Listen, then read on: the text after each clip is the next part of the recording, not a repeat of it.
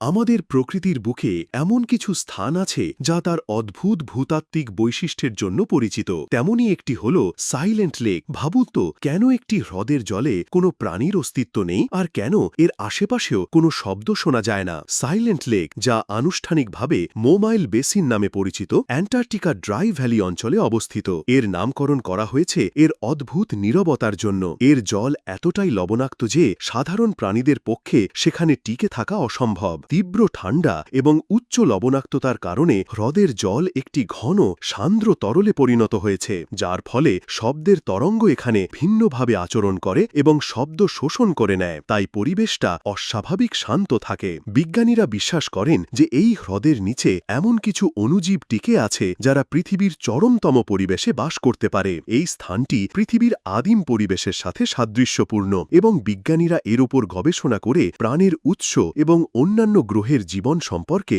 ধারণা পাওয়ার চেষ্টা করছেন। সাইলেন্ট লেক প্রকৃতির এক অদ্ভুত রহস্য, যা আমাদের মহাবিশ্বের বৈচিত্র্য সম্পর্কে নতুন করে ভাবতে শেখায়।